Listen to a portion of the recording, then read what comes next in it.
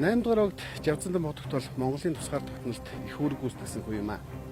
Намрын тэргүүн сарын шинийн 8 бол Богд хааны төссөн өдөр. Энэ өдөр хуучин цагт их хурал хурж баяр ёслол хийдэг байжээ. Харин өдийд Монголын хийдүүдээр шинийн 8-нд манал хурдгаал гэж байна. Жавцандан бодогтыг нэг бол бурханчлан шүтэх, эсбөгөөс төвдгүн хэмээн гадуурхах хоёр туйлын дотор харж иржээ. Харин түүнийг хувь хүний талаар ямар хүн байсан талаар энэ нэвтрүүлэгтээ та бүхэнд хүргэж байна. Богдын шавдан баттахад зориулан түнлэхэд 12 лам үргэлж ном уншиж байдаг. Тэнд дамжин дорлог, найчун чойжин, үржин хандын орноос залж ирсэн гэдэг дуулгамссан цагаан дүртэй 3 бурхан байдаг. Түүний уншлахыг өглөөний 9 цагаас шөнийн 12 цаг хүртэл уншдаг. Баярын түнлэхийг 3 хоног хурдаг. Энэ түнлэх гэдэг бол төрсөн өдрийн хурал юм. Түнлэхийн ламдар очир дарын сүмийн баруун хойно дэчин галбын дугны өмнө байдаг улаан халзан өргөөнд хурдаг байсан юм. Тэнд өндөр гэгээний малгай хувцас байдаг.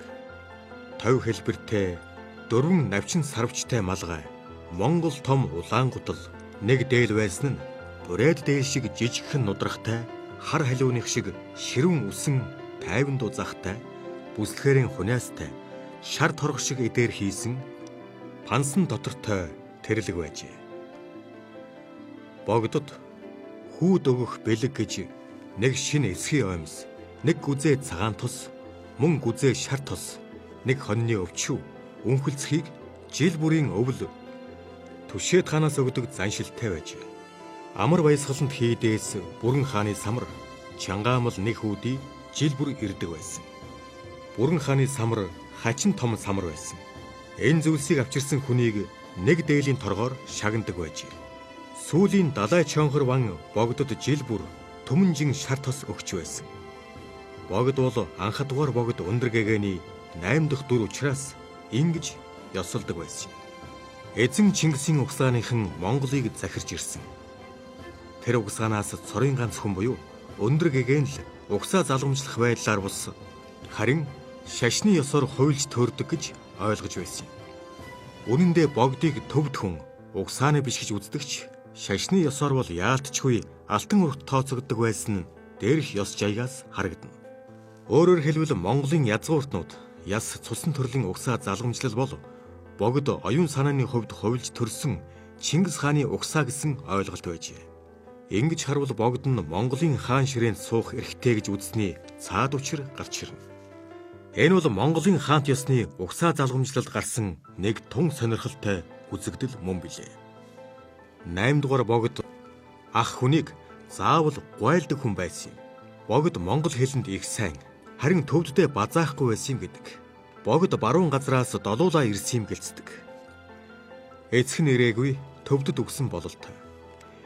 Эхэн хүрээ их эргдэг ойдууд улам гэдэг хүн байсан гэдэг. Том ах нь Балдан цэрэн гүн гэж байжээ. Балдан цэрэн нь сангийн хэрэглэлтэй Монгол эхнэртэй байгаад нас баржээ. Түүний эхнэр Жамбал хатан гэж Монгол хүүхэн байсан ба хүүхэдгүй. Нөгөө ах нь Жолоо хамб гэдэг хүн байсан. Жолоо хамб нь сангийн хоол идэж энгийн байж угаад өнгөрчээ.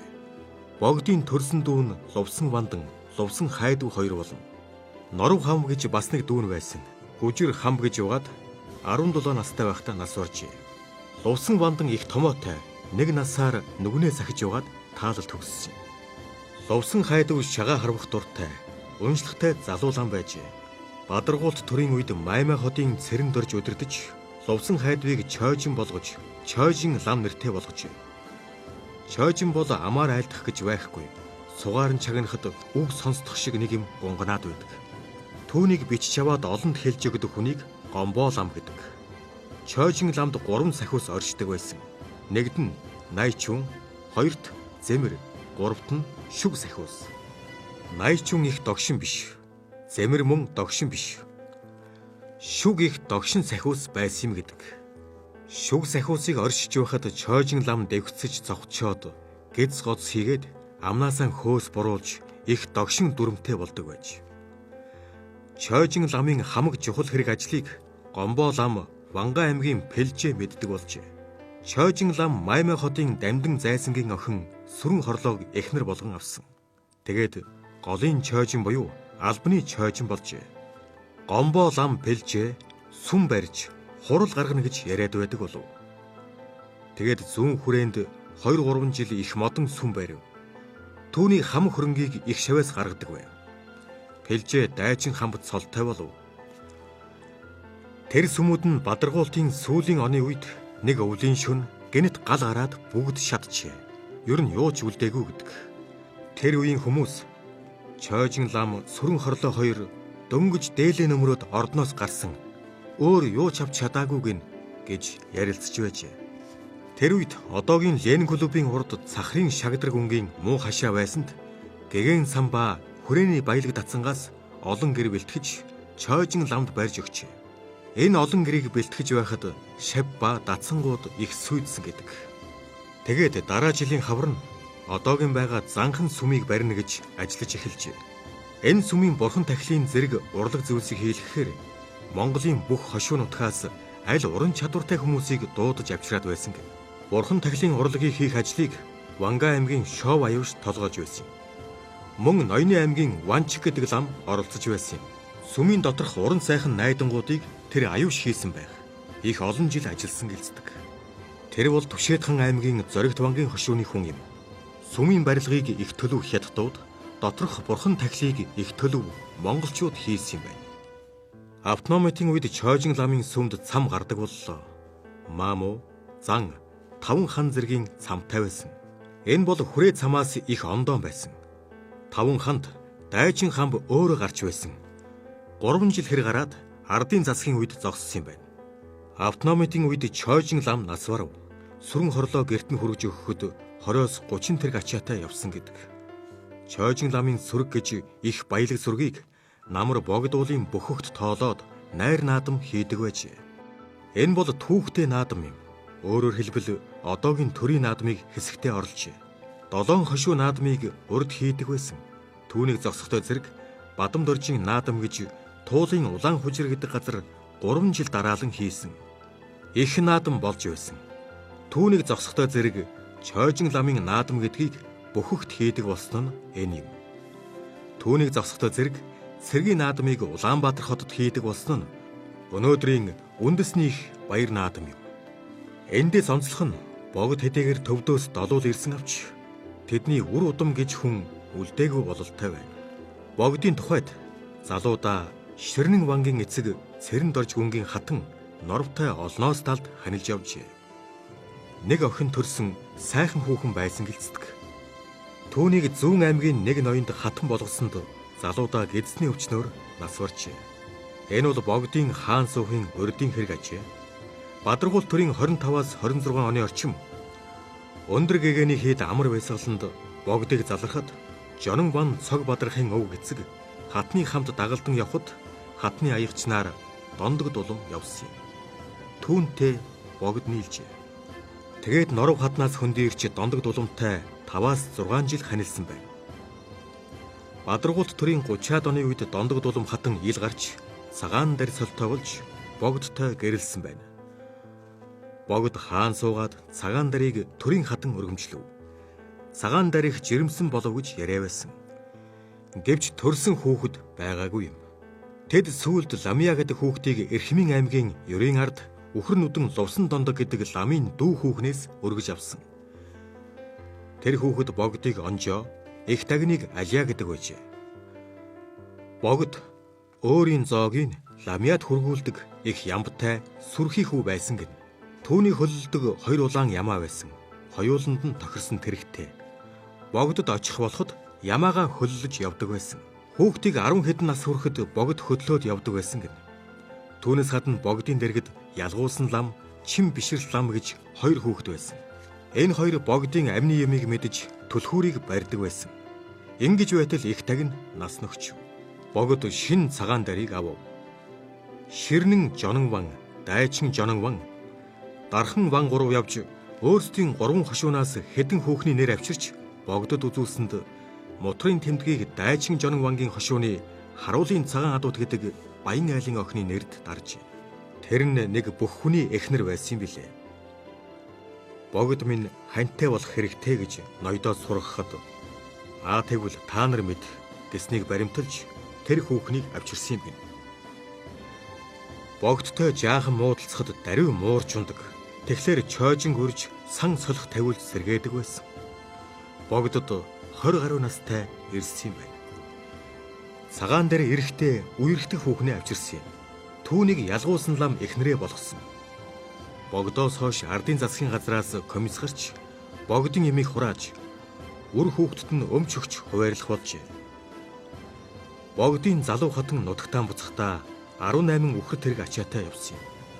Түүнд 5 хантай гэр, алт, мөнгө, элдв юм их байсан гэдэг. Тэгээд богдын үрчилсэн хүүхдийг тараах болов. 100 лам мөнгө нэг тугалтай үнэтэйгээр эцэг эхт нь буцааж өгөх болсонд ламья хүүг лувсан дэндвинд хүргэж өгчээ. Сул хүн санж мэтвийн нэг хүү байсныг мөн ёсоор эцэгт нь хүргүүлсэн байна. Эрен ням гэдэг нэг өнчин хүү байсан. Түүнийг ялгуулсан ламд 100 лам мөнгө тугалтай үнэтэй өгчээ. Ялгуулсан лам хашаа байшин хэдэн гэртээ цагаан дарын үерхдэг хүүхэнтэй үлдсэн. Сүүлд баригдаж шорон дөнгөрсөн бололтой байна. Чин бишрэлт лам хор ууж нөгдсөн юм гэдэг. Бүхнээс үзэхэд Богд хаан болоод түүний ах дүүсийн үр удам Монголд өдгөө байхгүй бололтой байна. Чухам яагаад бүгдээрээ үр хүүхэдгүй удам ухсаагүй байсныг судлуучдаар сэдв мөн. Ер нь яагаад тэд бүгдээрээ үр хүүхэдгүй байв?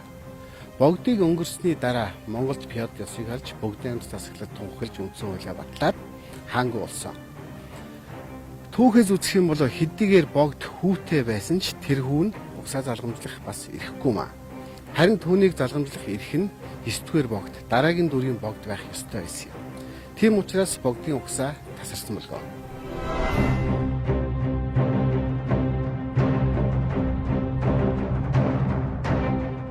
Нас өндөр болсон анх дахь Богд Өндөргийн зан узарт Бээжинд мэс өргөн хөнөөсөн билээ.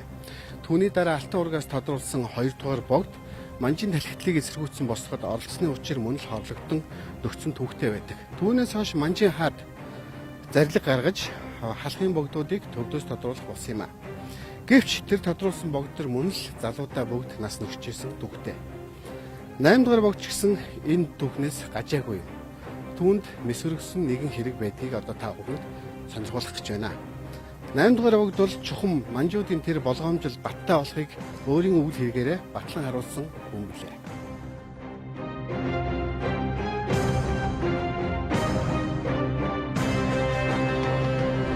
Урл эцэг Сэмбэн бол богдоос арай дүүмэд хүн бөгөөд богдын үсийг авдаг байж. Тэр богдын дэргэд богд болсон өвөртөө унтдаг, дээлээ сольж өмсдөг чиний минийгүй хүн байж. Нэг өдөр богд лэгцэг хоёр ижил мөр, ижил дээлтэй давхиад лэгцхийн гэрт очиход ихэн богд минь лэгцхийн чинь гэр дам бүрээстэй байна шүү. Давхарлах бүрээс хэрэгтэй байна гэхэд гэр өгсөн гэдэг. Дараа нь богд ганданд сайхан байшин бариулж өгсөн байна. Хожим лэгцэг намайг орхиж ламнараар хэслээ гэж богдыг зодож үүдэн шүдийн хуг цогсноос богд эмсхий болжээ. Бадаргуулт төрийн 20 хэдэн оны намар нэг өдөр лэгцхийг барьжээ. Тэгэхэд мөр лэгцэг богдын би лагшин сайн болов уу гэж асуухад барьсан хүмүүс хэн мэддгийм чи мэддэг болохоос бид мэдэхгүй гээд шавийн оронд гав дөнгө зүүн хоржээ.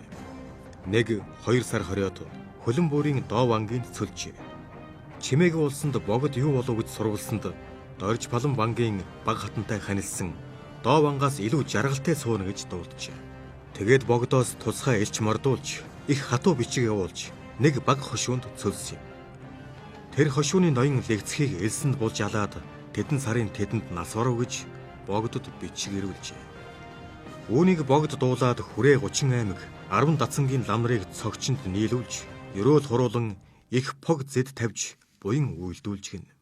Богд энэ тухай тусгай сургаал гаргаж олон лам нарт зарласан нь түмэн хонтой хүн хамуутай төлгийг хэрэггүй гэж хайдаггүй. Мал болгож авахыг боддог.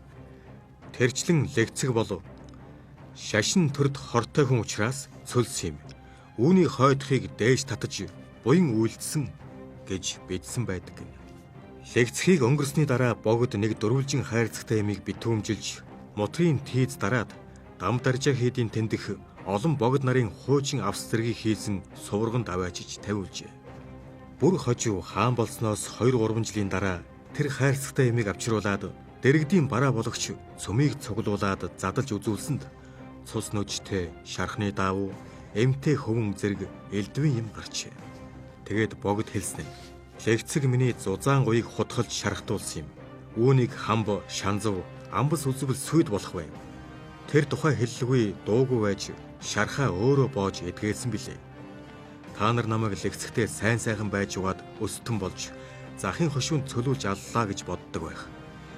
Тэр бол надад хор хийхээр барахгүй шашин төрд их хөнөөл учруулж болох хүн байсан. Үүнийг хийх газар олдохгүй суурганд хийлгсэн юм. Одоо бид манжийн гараас гарлаа. Үүнийг та нарт үзүүлж үгүй хийх гэж авчруулсан юм гээд шатаасан гэдэг. 8 дугаар богд Жавзандам хутагтыг ойрхон хүнээр хөнөөлөх оролдлого магадгүй ингэж гарсан байна. Яагаад ингэж үүсэх болсон бэ гэвэл богд хаан манжийн талхинд байх ахуйда энэ хэргийг удаан хугацаагаар нуун дарсан байна.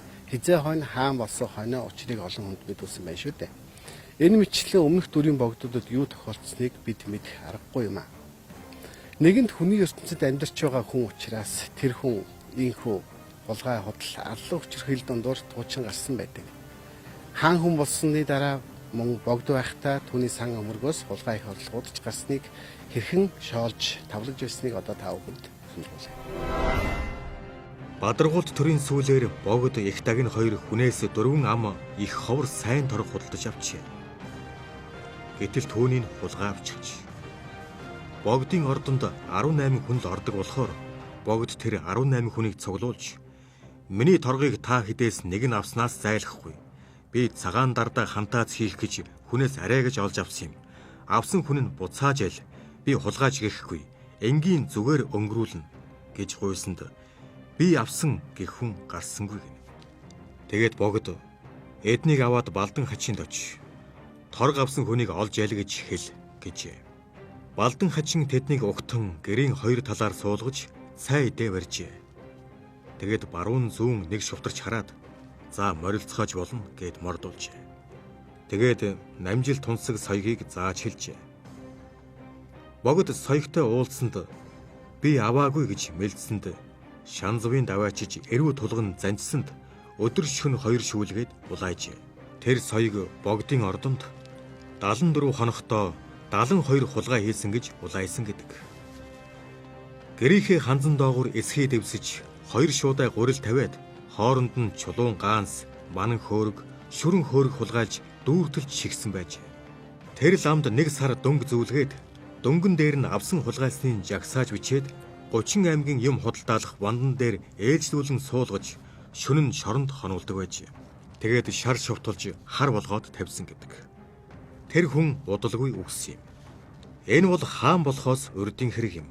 Харин хаан болсны хойно мөн л төрийн сангаас элдвэр шамших нь хэтэрхий байсан бололтой байдаг.